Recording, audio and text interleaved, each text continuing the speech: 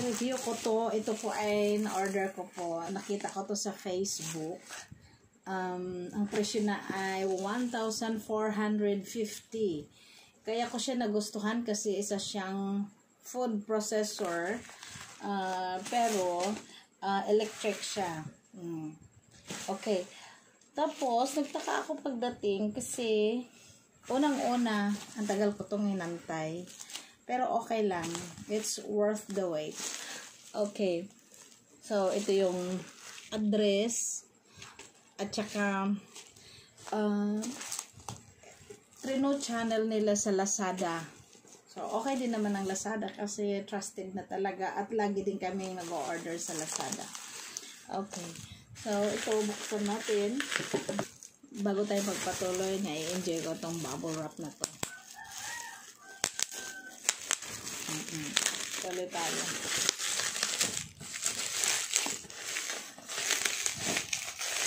Okay. Ito naman siya, naka-bubble wrap to. At saka, ito po.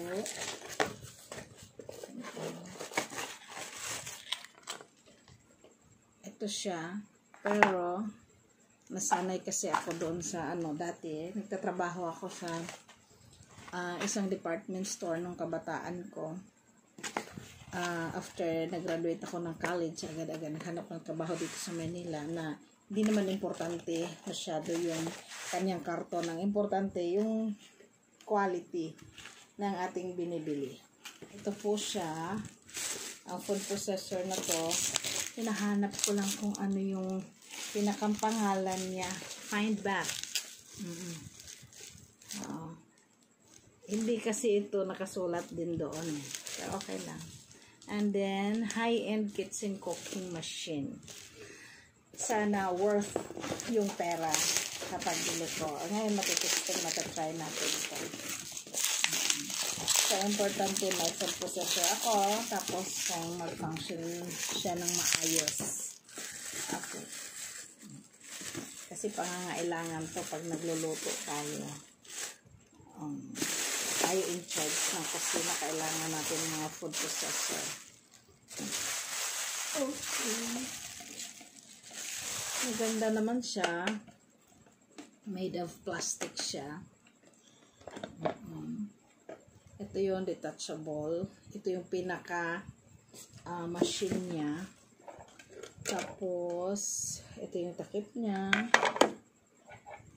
At saka ang mga blades niya. Meron siyang 4 na blades, spiral. Lagay natin. Kailangan hindi ito mapaglaruan ng bata. Kami dito may bata kami. May apo. Okay, kailangan safe. Nasa safety talaga ang kanyang nito. Okay, ang lagayan. Ito yun. Pag naitakip na siya. At kala ko may base siya dito na ganito ang kulay. Wala pala. Anyway, meron naman siyang rubber stand dito upang hindi mag-slide sa table.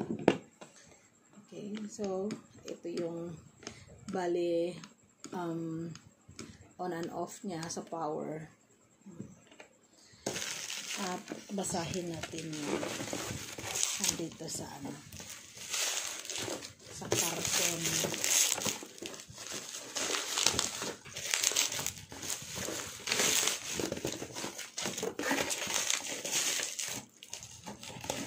Ito talagang hirap akong kalasin yung bubble wrap niya. Safe na safe siya sa delivery. Okay, ang pangalan niya ay Find Back. High-end kitchen cooking machine. Okay, then meron pa siyang patalastas dito. Give heart to the delicious points. I don't know kung anong ibig sabihin niya doon. Okay, processor daw siya. Hindi ko maintindihan anong brand niya. Basta ang name niya ay Material Machine. Okay. Merong model siya dito, makikita din. And then, rated frequency is 50 Hz. And then, rated power is 90 watts. Ito yung package size niya. Sure. Sa mga pwede siyang gamitan.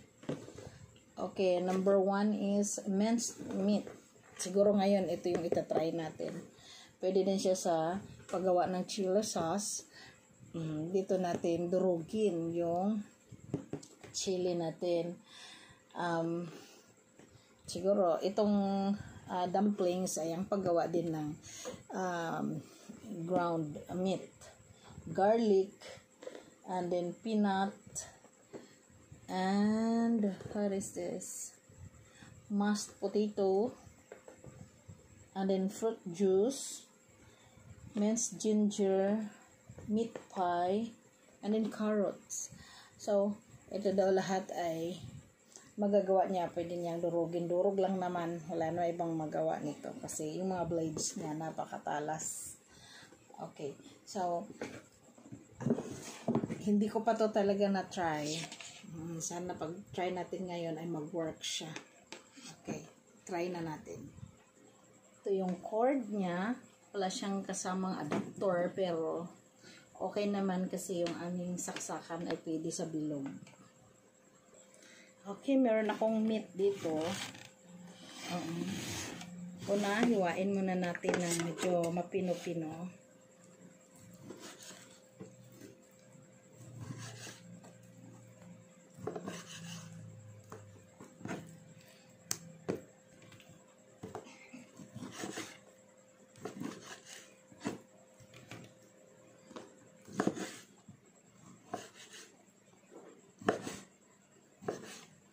Kasi dudurugin din naman.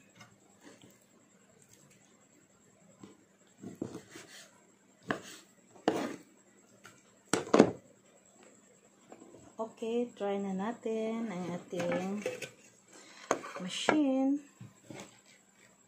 Ating food processor. Tingnan natin.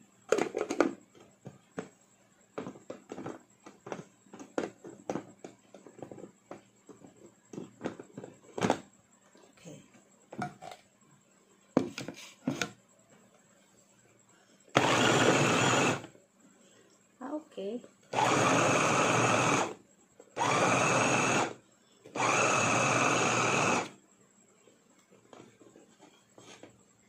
Ay, sorry, hindi pa pala yun. First time in. Okay. Dagdag natin yung iba. Pinong-pino in fairness.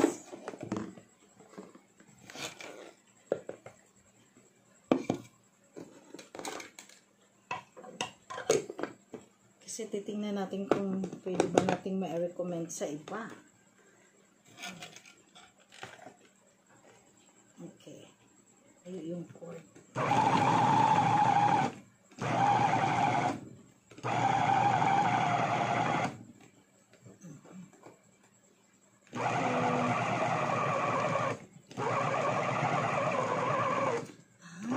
Posibleng hindi niya kaya yung sobrang dami. This is 700 grams. Okay. Okay pa siya kanina sa mga kalahating kilo. Okay siya sa kalahating kilo. Okay. Upang maging maayos, tanggalan natin.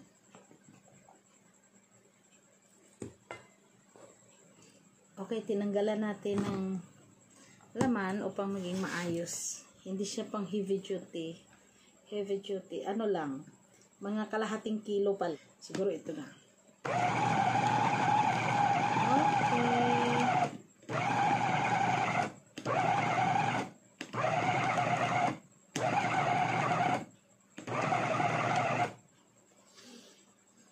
Mukhang maayos.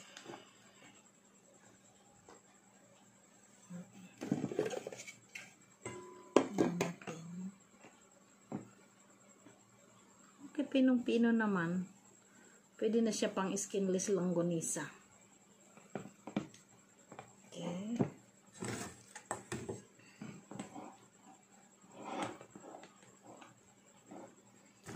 Bawas. Tapos, idagdag ko yung kanina.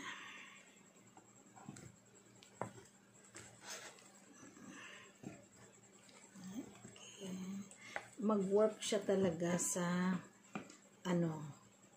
mga kalahating kilo. Pangbahay na pangbahay talaga siya. Okay lang. Okay lang sa price niya. Meron ding ibang nagpo-promo sa sa Facebook na medyo mas mura-mura. Hindi ko lang alam kung ganito 'yun.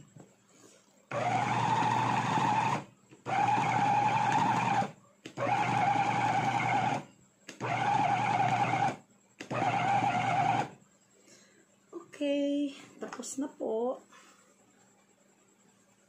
Ito yung pinaka-head niya. Nandito yung electric machine niya.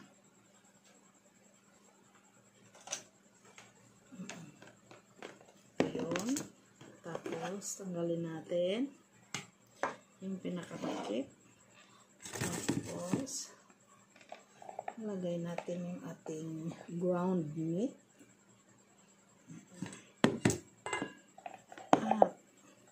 Tanggalin natin yung ating blades. Blades siya kasi 4 na blades na grabe ka. Tatalas. Ang tatalas ng blades niya.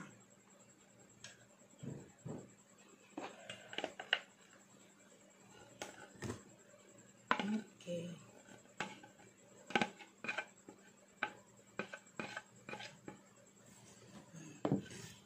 Ito na po yung result. Ito na po ang nagiging ground pork.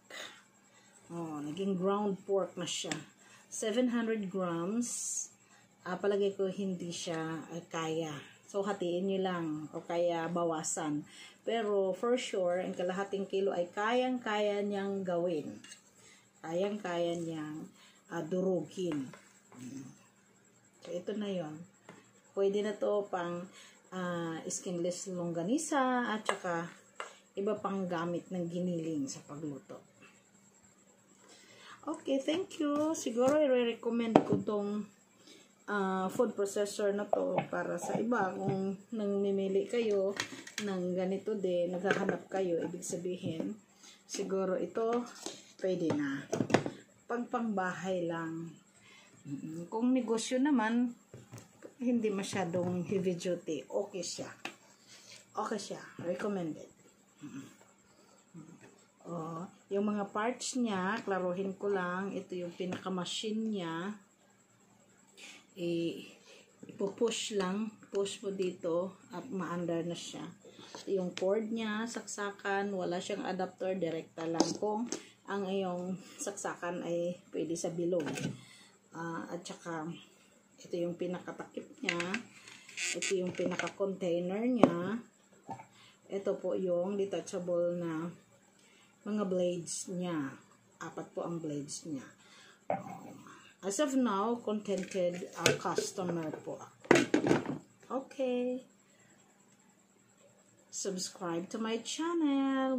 God bless you. Happy cooking.